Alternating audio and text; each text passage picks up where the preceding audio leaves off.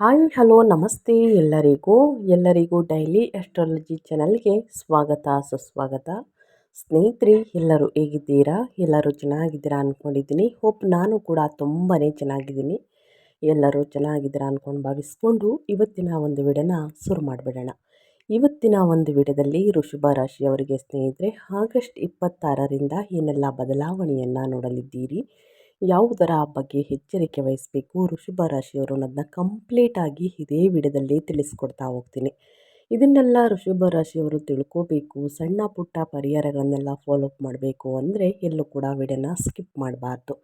ಅಂದರೆ ವಿಡಿಯೋನ ಕಟ್ ಮಾಡಿ ಓಡಿಸ್ಕೊಂಡೋಗಿ ನೋಡ್ತೀರಾ, ಇದು ಫುಲ್ ಇನ್ಫಾರ್ಮೇಷನ್ ಅರ್ಥ ಆಗಲ್ಲ. ಸೊ ಹಾಗಾಗಿ ಎಲ್ಲ ವಿಡಿಯೋದಲ್ಲೂ ತಿಳಿಸ್ತಾ ಇರ್ತೀನಿ. ಮೊದಲಿಂದ ಕೊನೆ ತನಕ ಸಂಪೂರ್ಣವಾಗಿ ವಿಡಿಯೋವನ್ನು ವಾಚ್ ಮಾಡಿ. ವಿಡಿಯೋದಲ್ಲಿ ಒಳ್ಳೆಯ ಮಾಹಿತಿ ಸಿಕ್ಕಿದ್ದಲ್ಲಿ, ಈ ವಿಡಿಯೋ ಯೂಸ್ಫುಲ್ ಅನಿಸಿದ್ದಲ್ಲಿ ವಿಡಿಯೋಗೆ ಲೈಕ್ ಮಾಡೋದನ್ನ ಮರ್ತಿದ್ರೆ ಲೈಕ್ ಮಾಡಿ. ಇನ್ನೂ ನನ್ನ ಚಾನಲ್ನ ಸಬ್ಸ್ಕ್ರೈಬ್ ಮಾಡ್ಕೊಂಡಿಲ್ಲ ಅಂದರೆ ಡೈಲಿ ಆಸ್ಟ್ರಾಲಜಿಗೆ ಸಬ್ಸ್ಕ್ರೈಬ್ ಆಗಿ ಇದೇ ರೀತಿ ಪ್ರತಿನಿತ್ಯ ನಿಮ್ಮ ರಾಶಿ ಭವಿಷ್ಯವನ್ನು ತಿಳಿಸ್ಕೊಡ್ತಾ ಹೋಗ್ತೀನಿ. ಯಾರೆಲ್ಲ ಸಬ್ಸ್ಕ್ರೈಬ್ ಮಾಡಿಕೊಂಡು ವಿಡಿಯೋವನ್ನು ವಾಚ್ ಮಾಡ್ತಿದ್ದೀರಾ ಅಂಥವರಿಗೆ ಥ್ಯಾಂಕ್ ಯು ಸೋ ಮಚ್ ಅಂತ ಹೇಳ್ತಾ ವಿಡಿಯೋದ ಕಡೆ ಗಮನ ಕೊಟ್ಬಿಡೋಣ. ಹೌದು, ವರ್ಷ ಪೂರ್ತಿ ರಾಜಯೋಗ, ಶುಕ್ರನಿಂದ ಭರಪೂರ ಧನಲಾಭ ಅಂತಲೇ ಹೇಳ್ಬೋದು. ಹಾಗಿದ್ರೆ ಯಾವ ವಿಚಾರದ ಬಗ್ಗೆ ಎಚ್ಚರಿಕೆ ವಹಿಸಬೇಕು ಅನ್ನೋದನ್ನ ತಿಳಿಸ್ಕೊಡ್ತಾ ಹೋಗ್ತೀನಿ. ಈ ತಿಂಗಳಿಂದ ಸ್ನೇಹಿತರೆ ನೀವು ಪರಿಶ್ರಮವನ್ನು ಮುಂದುವರಿಸಿದರೆ ಖಂಡಿತವಾಗಿಯೂ ನಿಮಗೆ ಅತ್ಯುತ್ತಮ ತಿಂಗಳು ಅಂತಲೇ ಹೇಳ್ಬೋದು. ಮುಂದಿನ ದಿನಗಳು ನೀವು ಜೀವನದಲ್ಲಿ ಸ್ಥಿರತೆಯನ್ನು ಇಷ್ಟಪಡುತ್ತೀರಿ ಸ್ನೇಹಿತರೆ. ಒಟ್ಟಾರೆಯಾಗಿ ಹೇಳಬೇಕು ಅಂತಂದರೆ ಗ್ರಹಗಳ ಸ್ಥಾನ ಬದಲಾವಣೆಯಿಂದ ಆಗುವಂತಹ ಪ್ರಭಾವದಿಂದ ಸಾಕಷ್ಟು ಬದಲಾವಣೆಯನ್ನು ನೋಡಲಿದ್ದೀರಿ. ನಿಮ್ಮ ವ್ಯಾಪಾರಸ್ಥರಿಗೆ ಜ್ಯೋತಿಷ್ಯದ ದಿಕ್ಸೂಚಿ ಹೇಗಿದೆ, ಕೌಟುಂಬಿಕ ಜೀವನ ಹೇಗಿರಲಿದೆ, ನಿಮ್ಮ ಆರೋಗ್ಯ, ಆರ್ಥಿಕ ಸ್ಥಿತಿಯಲ್ಲಿ ಶುಭ ಫಲಗಳು ಇದೆಯಾ, ಯಾವುದರ ಬಗ್ಗೆ ಎಚ್ಚರಿಕೆ ವಹಿಸಬೇಕು ಅನ್ನೋದನ್ನ ಕಂಪ್ಲೀಟಾಗಿ ಇದೇ ವಿಡಿಯೋದಲ್ಲಿ ತಿಳಿಸ್ಕೊಡ್ತಾ ಹೋಗ್ತೀನಿ. ಸೊ ಹಾಗಾಗಿ ಎಲ್ಲೂ ಕೂಡ ಸ್ಕಿಪ್ ಮಾಡ್ದೇ ಕೊನೆಯ ತನಕ ವಾಚ್ ಮಾಡಿ, ಒಳ್ಳೆಯ ಮಾಹಿತಿ ಸಿಗಲಿದೆ. ಹೆಚ್ಚು ಫ್ಯಾಮಿಲಿಗೆ, ಫ್ರೆಂಡ್ಸ್ಗೆ ಈ ವಿಡಿಯೋವನ್ನು ಶೇರ್ ಮಾಡೋದ್ರಿಂದ ನಿಮ್ಮ ಕಡೆಯಿಂದ ಅದೃಷ್ಟದ ಭವಿಷ್ಯವನ್ನು ಅವರು ಕೂಡ ತಿಳ್ಕೊಂಡಂಗಾಗುತ್ತೆ. ಹೌದು, ಮೊದಲನೇದಾಗಿ ನಿಮ್ಮ ಆರ್ಥಿಕ ಸ್ಥಿತಿ ಬಗ್ಗೆ ಹೇಳೋದಾದರೆ ಈ ತಿಂಗಳಿಂದ ವೃಷಭ ರಾಶಿಯವರಿಗೆ ಬಲವಾದಂತಹ ಆರ್ಥಿಕ ಪರಿಸ್ಥಿತಿ ಇರುತ್ತದೆ. ಈ ರಾಶಿಯಲ್ಲಿ ಅಂದರೆ ಮಿಥುನ ರಾಶಿಯಲ್ಲಿ ಗುರುವಿನ ಸ್ಥಾನವು ನಿಮ್ಮ ಆರ್ಥಿಕ ಮನೆಯಲ್ಲಿರುತ್ತದೆ. ಪರಿಣಾಮವಾಗಿ ಆರ್ಥಿಕ ಪರಿಸ್ಥಿತಿ ಬಲಗೊಳ್ಳಬಹುದು.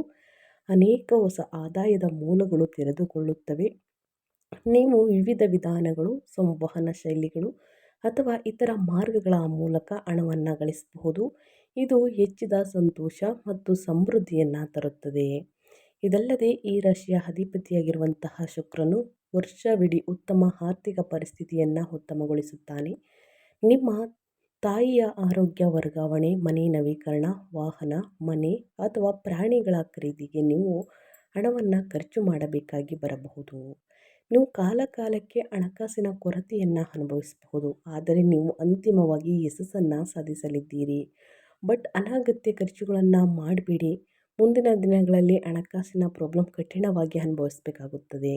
ಗುರುವಿನ ಪ್ರಬಲ ನೋಟವು ನಿಮ್ಮ ಮೇಲೆ ಬೀಳುವುದರಿಂದ ನಿಮ್ಮ ಆರ್ಥಿಕ ಪರಿಸ್ಥಿತಿ ಇನ್ನಷ್ಟು ಬಲಗೊಳ್ಳಲಿದೆ. ಮುಂದಿನ ದಿನಗಳಲ್ಲಿ ನೀವು ಹೊಸ ವಾಹನ, ಮನೆ ಅಥವಾ ಇತರ ವಸ್ತುಗಳನ್ನು ಖರೀದಿಸಬಹುದು. ಒಟ್ಟಾರೆಯಾಗಿ ಹೇಳಬೇಕು ಅಂದರೆ ಹಣಕಾಸಿನ ವಿಚಾರದಲ್ಲಿ ವೃಷಭ ರಾಶಿಯವರು ಯಾವುದರ ಬಗ್ಗೆ ಎಚ್ಚರಿಕೆ ವಹಿಸಬೇಕು ಅನ್ನೋದನ್ನ ಕಂಪ್ಲೀಟಾಗಿ ತಿಳಿಸ್ಕೊಟ್ಟಿದ್ದೀನಿ.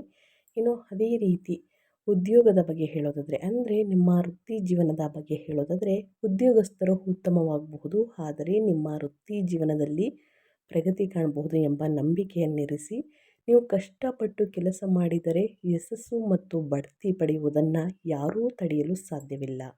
ಶನಿದೇವನಿಂದ ಪ್ರಯೋಜನವನ್ನು ಪಡೆಯುತ್ತೀರಿ.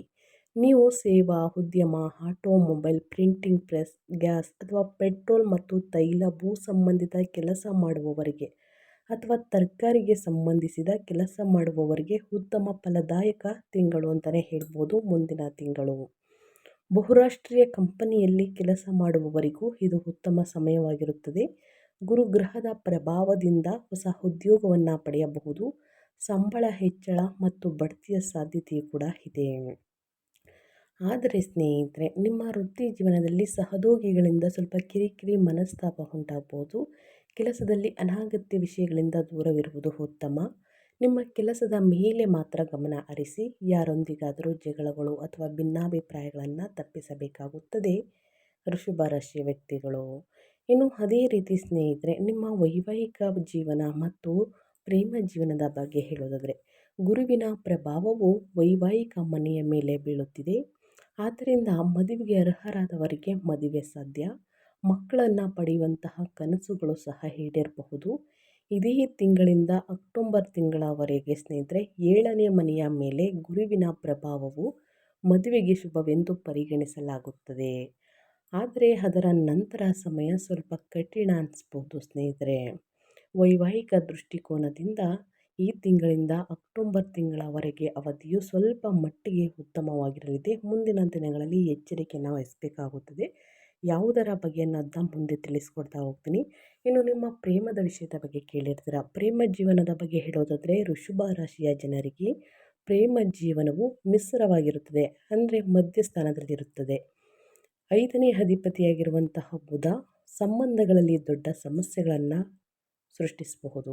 ಶನಿಯ ಪ್ರಭಾವವು ಎಚ್ಚರಿಕೆಯನ್ನು ಸೂಚಿಸುತ್ತಿದೆ. ಆದ್ದರಿಂದ ಪ್ರೀತಿಯನ್ನು ಹಗುರವಾಗಿ ಪರಿಗಣಿಸಬೇಡಿ ಮತ್ತು ಮಿತಿಯೊಳಗೆ ನಿಮ್ಮ ಭಾವನೆಗಳನ್ನು ವ್ಯಕ್ತಪಡಿಸಿ. ಇಲ್ಲದಿದ್ದರೆ ತಪ್ಪು ತಿಳುವಳಿಕೆ ಅಥವಾ ಮಾನಹಾನಿ ಉಂಟಾಗಬಹುದು. ಗುರು ತಟಸ್ಥನಾಗಿರುತ್ತಾನೆ, ಆದರೆ ಶನಿ ನಿಜವಾದ ಪ್ರೇಮಿಗಳನ್ನು ಬೆಂಬಲಿಸುತ್ತಾನೆ ಸ್ನೇಹಿತರೆ. ಒಟ್ಟಾರೆಯಾಗಿ ಹೇಳಬೇಕು ಅಂದರೆ ಮಿಶ್ರ ಫಲಿತಾಂಶವನ್ನು ನೋಡಲಿದ್ದೀರಿ ಅಂತಲೇ ಹೇಳಬಹುದು. ಇನ್ನು ನಿಮ್ಮ ಹೆಲ್ತ್ ಬಗ್ಗೆ ಹೇಳೋದಾದರೆ, ನಿಮ್ಮ ಆರೋಗ್ಯದಲ್ಲಿ ಏನೆಲ್ಲ ಬದಲಾವಣೆಗಳು ಕಂಡುಬರಲಿದೆ ಅಂದರೆ, ಆರೋಗ್ಯದ ದೃಷ್ಟಿಕೋನದಿಂದ ನಿಮ್ಮ ಒಟ್ಟಾರೆ ಆರೋಗ್ಯಕ್ಕೆ ಅನುಕೂಲಕರವಾಗಿರುತ್ತದೆ. ಆದರೆ ಮುಂದಿನ ದಿನಗಳಲ್ಲಿ ವಾಹನವನ್ನು ಚಾಲನೆ ಮಾಡಬೇಕಾದ್ರೆ ಅತಿವೇಗ ಒಳಿತಲ್ಲ. ಟ್ರಾಫಿಕ್ ನಿಯಮಗಳನ್ನು ಕಡ್ಡಾಯವಾಗಿ ಫಾಲೋ ಮಾಡಬೇಕಾಗುತ್ತದೆ. 2ನೇ ಮನೆಯಲ್ಲಿ ಗುರುವಿನ ಸಂಚಾರವು ನಿಮ್ಮ ದೈಹಿಕ ಶಕ್ತಿ ಮತ್ತು ರೋಗ ನಿರೋಧಕ ಶಕ್ತಿಯನ್ನು ಬಲಪಡಿಸುತ್ತದೆ. ಅಕ್ಟೋಬರ್ 31ರವರೆಗೆ ಗುರು 3ನೇ ಮನೆಯಲ್ಲಿರುತ್ತಾರೆ. ಈ ಸ್ಥಾನವು ಗಮನಾರ್ಹ ಪ್ರಯೋಜನಗಳನ್ನು ತರದಿದ್ದರೂ ಉಚ್ಚ ಮನೆಯ ಅಧಿಪತಿಯಾಗಿ ಅದರ ಸ್ಥಾನವು ಯಾವುದೇ ನಕಾರಾತ್ಮಕ ಪರಿಣಾಮ ಬೀರುವುದಿಲ್ಲ. ನೀವು ನಿಯಮಿತವಾಗಿ ಯೋಗ, ಧ್ಯಾನ ಮತ್ತು ಲಘು ವ್ಯಾಯಾಮವನ್ನು ಮುಂದುವರಿಸಬೇಕು. ನಿಮ್ಮ ಆರೋಗ್ಯವು ವರ್ಷ ಪೂರ್ತಿ ಸಮತೋಲನದಲ್ಲಿರುತ್ತದೆ. ಒಟ್ಟಾರೆಯಾಗಿ ಹೇಳಬೇಕು ಅಂದರೆ ಸಂತೋಷ, ಸಂಪತ್ತು, ಮಕ್ಕಳ ಬಗ್ಗೆ ಸೇರಿದಂತೆ ಪ್ರತಿಯೊಂದು ಆಸೆಯೂ ಕೂಡ ಈಡೇರುತ್ತದೆ. ಸೂರ್ಯ ದೇವರೊಂದಿಗೆ ರಾಮಕೃಷ್ಣ ಮತ್ತು ಚಂದ್ರನನ್ನು ಪೂಜಿಸುವುದರಿಂದ ಸ್ನೇಹಿತರೆ ವಿಶೇಷ ಪ್ರಯೋಜನಗಳು ದೊರೆಯುತ್ತದೆ. ಶಿವನನ್ನು ಪೂಜಿಸುವುದರಿಂದ ಅದೃಷ್ಟ ದೊರೆಯುತ್ತದೆ ಅಂತಲೇ ಹೇಳಬಹುದು. ಒಟ್ಟಾರೆಯಾಗಿ ಹೇಳಬೇಕು ಅಂದರೆ ನಿಮ್ಮ ಆರೋಗ್ಯದ ಕಡೆ ಗಮನವನ್ನು ಕೊಡಬೇಕಾಗುತ್ತದೆ. ಹೊರಗಿನ ತಿಂಡಿ ತಿನಿಸುಗಳನ್ನು ಕಡಿಮೆ ಮಾಡಬೇಕಾಗುತ್ತದೆ ಸ್ನೇಹಿತರೆ. ಇದರಿಂದ ಉಷ್ಣಾಂಶ ಜಾಸ್ತಿ ಆಗಲಿದೆ. ಚೆನ್ನಾಗಿ ನೀರನ್ನು ಕುಡಿಯಿರಿ. ಹಸಿರು ತರಕಾರಿ, ಹಣ್ಣು ಹಂಪಲುಗಳನ್ನು ಚೆನ್ನಾಗಿ ಸೇವಿಸಿ. ಇದರಿಂದ ನಿಮ್ಮ ಆರೋಗ್ಯ ಉತ್ತಮವಾಗಿರಲಿದೆ. ಹಣಕಾಸಿನ ವಿಚಾರದಲ್ಲೂ ಕೂಡ ಅನಗತ್ಯ ಖರ್ಚುಗಳನ್ನು ಮಾಡಬೇಡಿ. ಬೇರೆಯವರಿಗೆ ಸಾಲವನ್ನು ಕೊಡಬೇಡಿ. ಈ ತಿಂಗಳು ಬೆಟರ್ ಇಲ್ಲ. ಮುಂದಿನ ತಿಂಗಳ ತನಕ ಒಂದಷ್ಟು ಉಳಿತಾಯವನ್ನು ಮಾಡಿ ಸ್ನೇಹಿತರೆ. ಖಂಡಿತವಾಗಿಯೂ ವಾಹನ, ಆಸ್ತಿ, ಪ್ರಾಪರ್ಟಿಯನ್ನು ಖರೀದಿ ಮಾಡುವುದಕ್ಕೆ ಸೆಪ್ಟೆಂಬರ್ ತಿಂಗಳು ಉತ್ತಮವಾಗಿರಲಿದೆ ವೃಷಭ ರಾಶಿಯವರಿಗೆ ಅಂತ ಹೇಳ್ತಾ ವಿಡಿಯೋವನ್ನು ಎಂಡ್ ಮಾಡ್ತಾ ಇದ್ದೀನಿ.